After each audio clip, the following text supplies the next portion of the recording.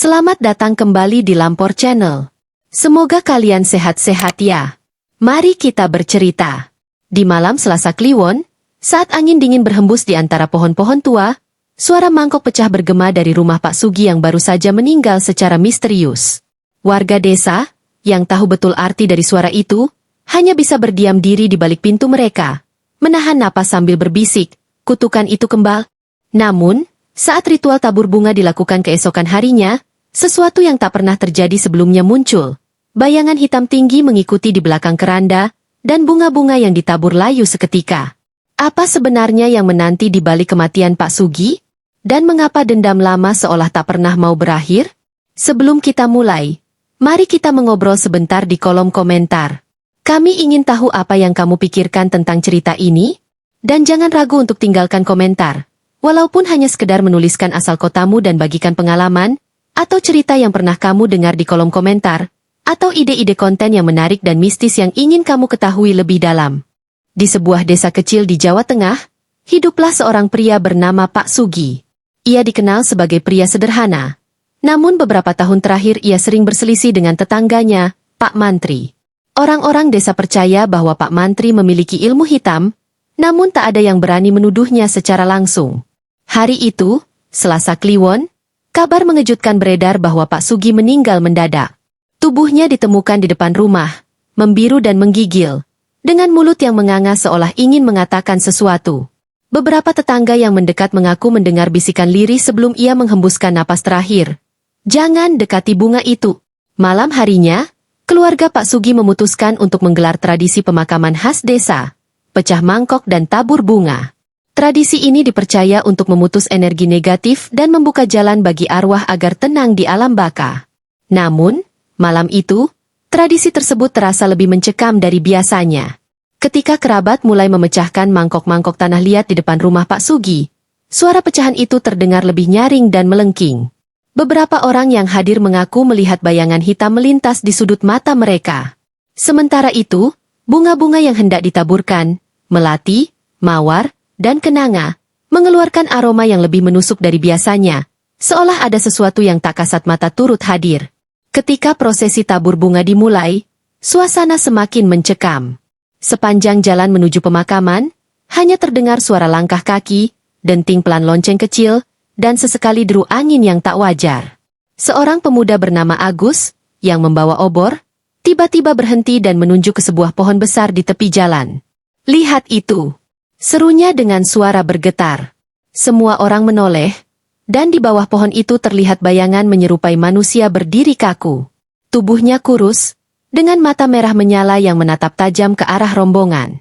Beberapa orang mulai berdoa, sementara yang lain mundur dengan takut. Tiba-tiba bayangan itu menghilang, meninggalkan bau busuk yang menusuk hidung. Setibanya di pemakaman, suasana semakin tak menentu. Saat bunga-bunga mulai ditaburkan ke liang lahat, terdengar suara tangis lirih dari arah jauh. Namun anehnya, suara itu terdengar semakin mendekat meskipun tak ada satupun orang yang terlihat. Kakek Darjo, tetua desa, segera memimpin doa agar roh-roh jahat tak mengganggu arwah Pak Sugi. Namun, ketika doa berakhir, salah satu kerabat Pak Sugi menemukan sesuatu yang mencurigakan di dekat makam. Sebuah boneka jerami dengan wajah Pak Sugi yang ditusuk belasan jarum. Kakek Darjo langsung mengambil boneka itu dan membakarnya di tempat. Seraya berteriak, "Ini perbuatan ilmu hitam. Jangan takut, kita harus melawan dengan doa."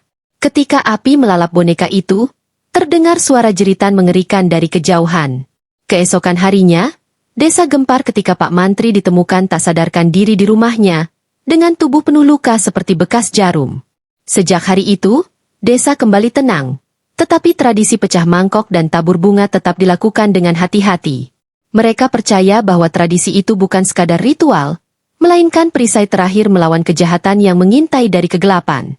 Kabar tentang Pak Mantri yang ditemukan tak sadarkan diri membuat warga desa mulai mengaitkan kematian Pak Sugi dengan ilmu hitam.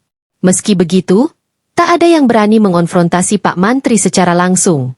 Mereka tahu, melawan seseorang dengan ilmu hitam tidak bisa dilakukan sembarangan. Keluarga Pak Sugi, terutama anaknya yang bernama Wulan, merasa tidak tenang setelah pemakaman. Malam pertama setelah ayahnya dimakamkan, Wulan bermimpi aneh.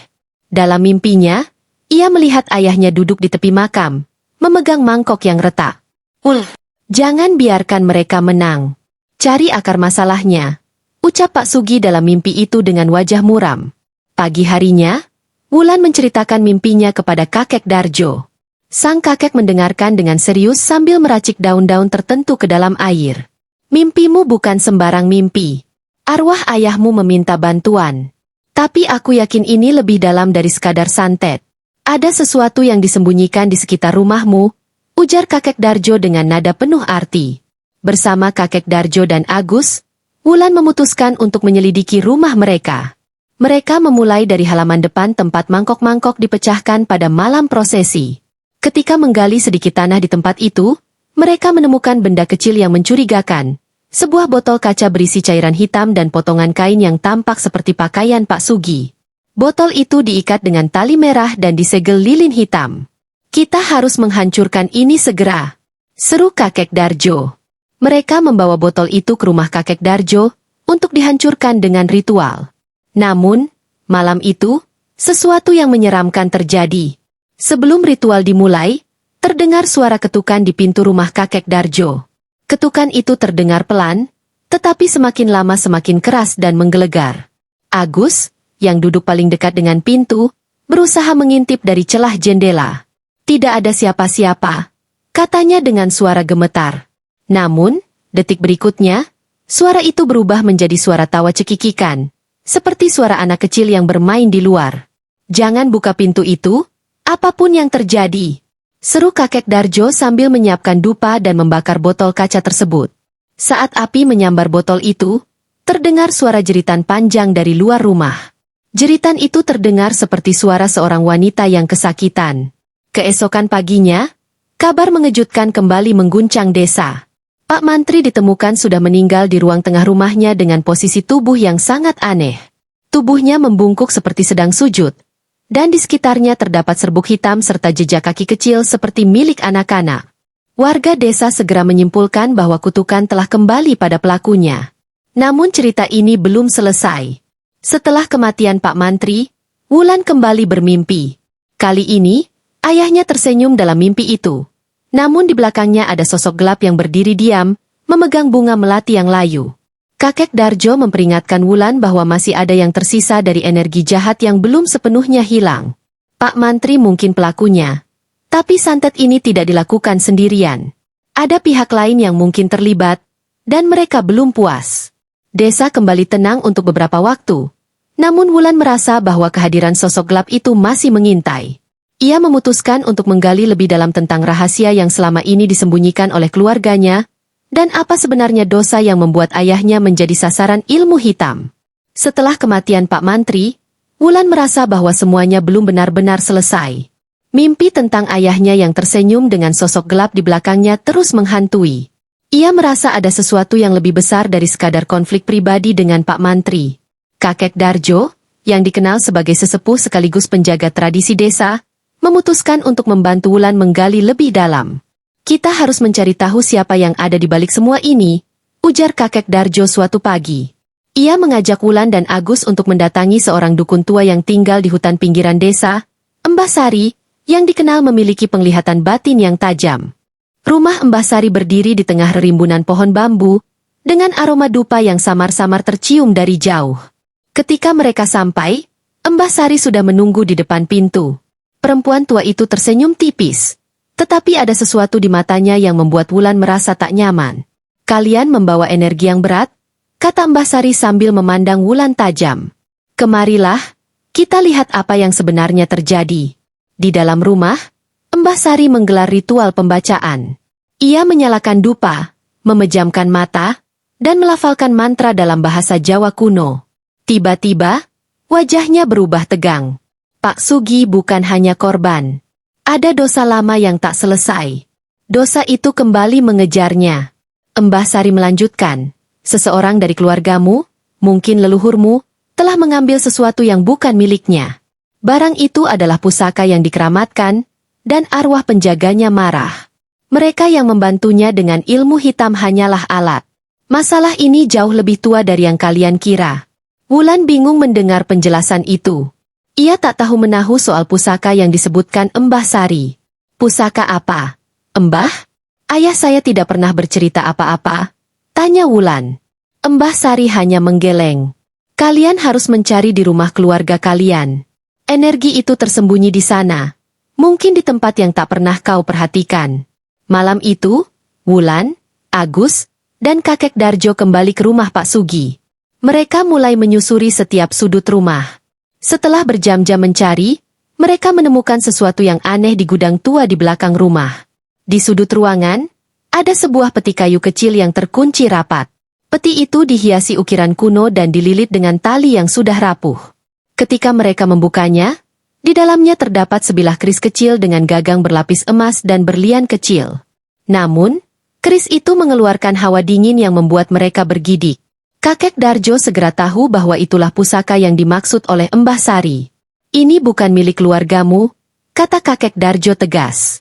Keris ini mungkin dicuri oleh salah satu leluhurmu dari tempat yang seharusnya tak pernah disentuh.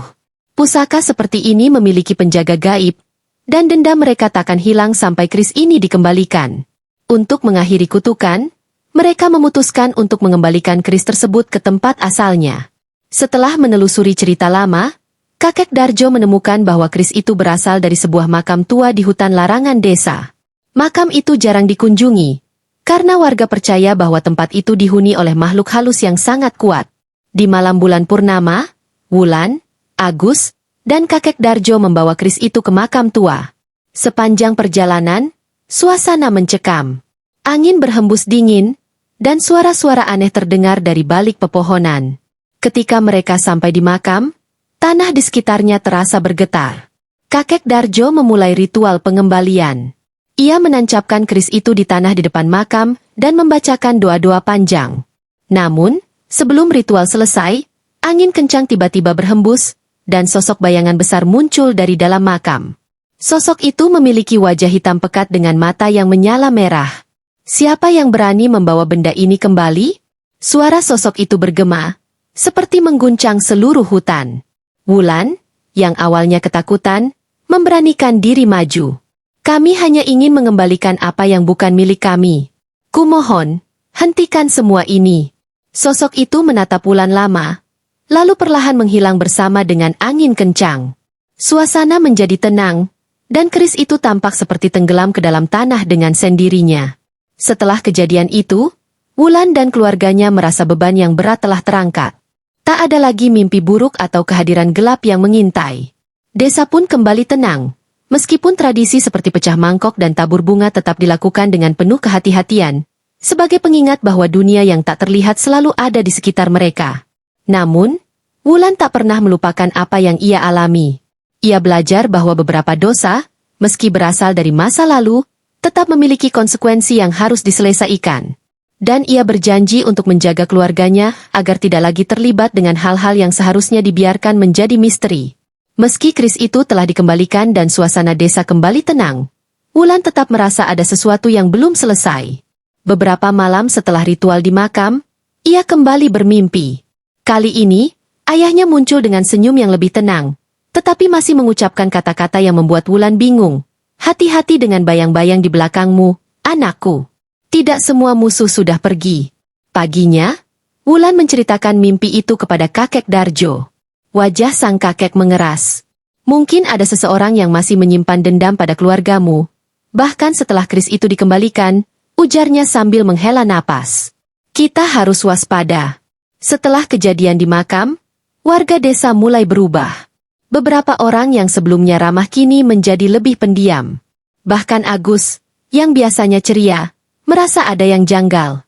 Ia mengaku sering mendengar suara-suara aneh dari arah hutan larangan pada malam hari. Suatu malam, Agus memutuskan untuk menyelidiki sendiri. Ia memberanikan diri pergi ke hutan, membawa obor dan keris kecil sebagai perlindungan.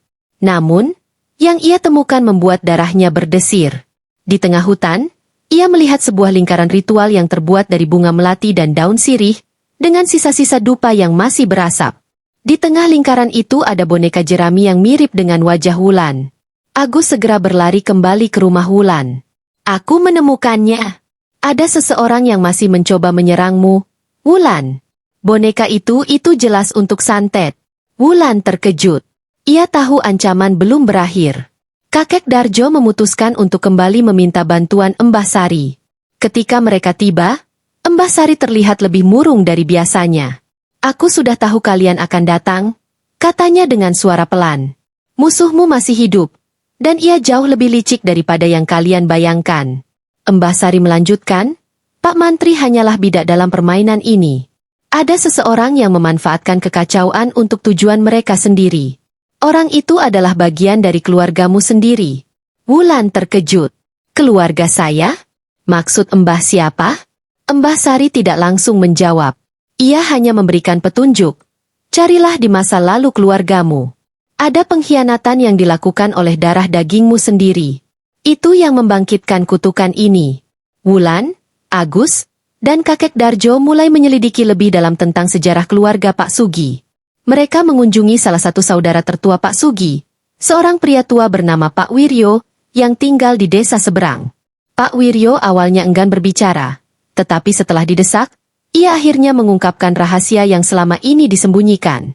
Dulu, ayahmu dan aku sempat berselisih soal warisan keluarga. Keris itu sebenarnya adalah hak milik cabang keluarga lain. Tapi ayahmu bersikeras mengambilnya karena percaya itu akan membawa keberuntungan. Kami semua tahu itu salah, tapi tak ada yang berani melawan keputusan ayahmu. Pak Wiryo melanjutkan, namun ada satu orang dalam keluarga yang tidak terima dengan keputusan itu. Pamanku, Pak Karta. Ia sangat marah, tapi ia tidak melawan secara langsung. Ia memilih jalan yang lebih gelap. Sejak saat itu, keluargamu selalu menjadi target, satu persatu.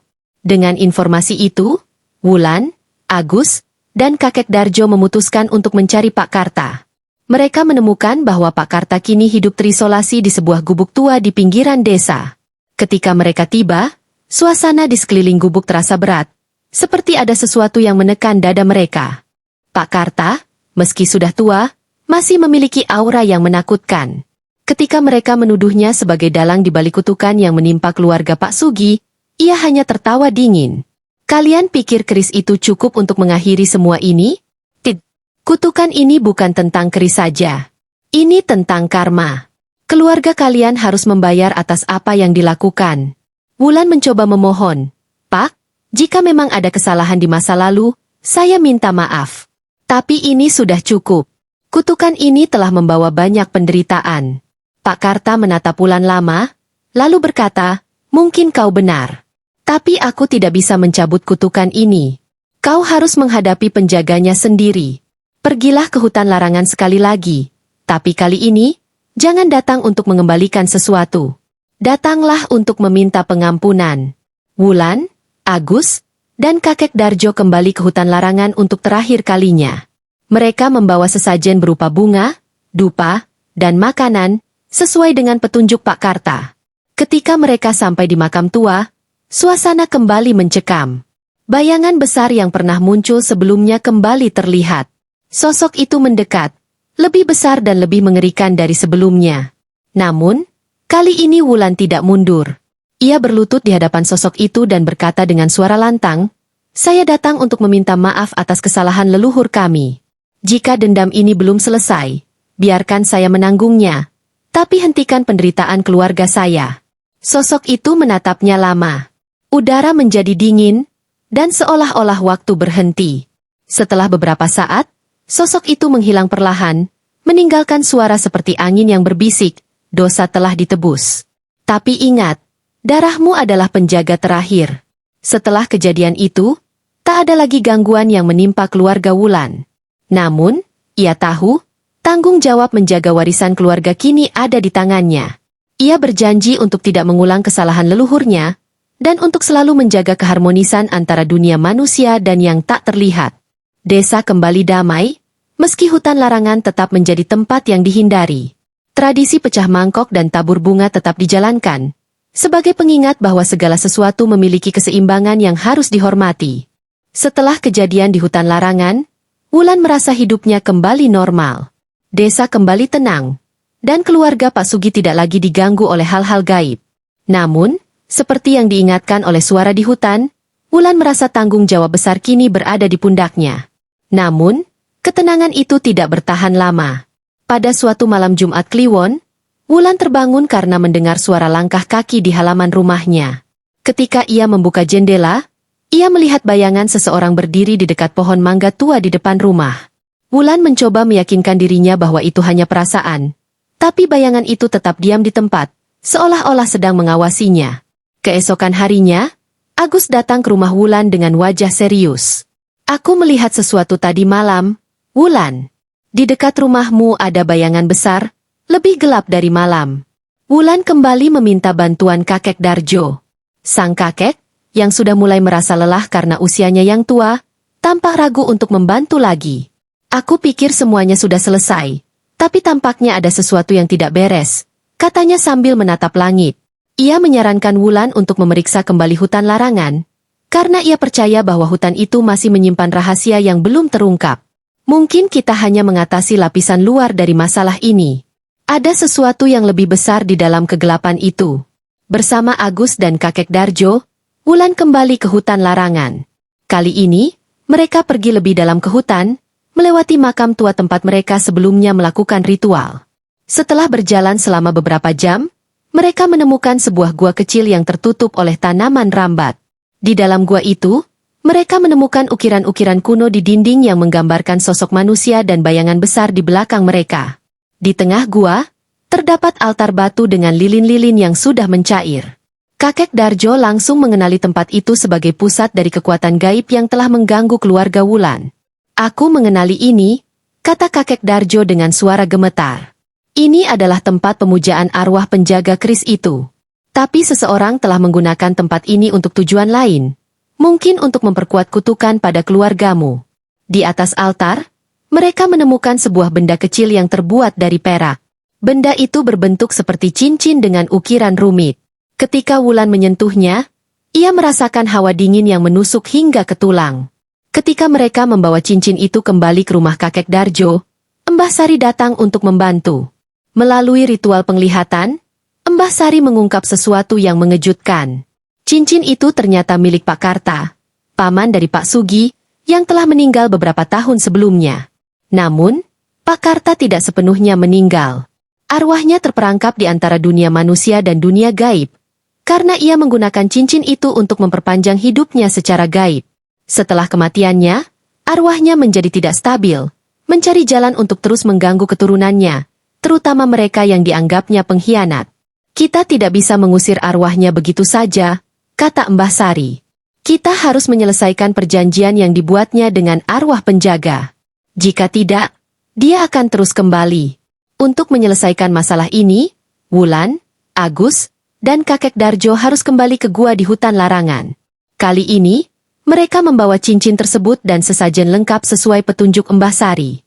Ketika mereka tiba di gua, suasana menjadi sangat mencekam. Bayangan besar yang pernah mereka lihat sebelumnya muncul kembali, tetapi kali ini lebih jelas. Sosok itu tidak hanya besar, tetapi juga memiliki bentuk menyerupai manusia dengan wajah yang kosong dan kulit seperti abu. Wulan, dengan keberanian yang tersisa, meletakkan cincin itu di atas altar. Ia berdoa keras, meminta maaf atas dosa-dosa leluhurnya dan memohon agar siklus kutukan ini berakhir. Tiba-tiba, sosok besar itu mendekat, dan suara yang dalam bergema di dalam gua. "Apakah kau rela menukar hidupmu untuk mengakhiri semua ini?" Wulan ragu sejenak, tetapi akhirnya ia berkata, "Jika itu yang diperlukan, aku rela. Tapi biarkan keluargaku bebas dari kutukan ini." Sosok itu tertawa, tetapi kemudian perlahan menghilang bersama cincin yang meleleh di atas altar.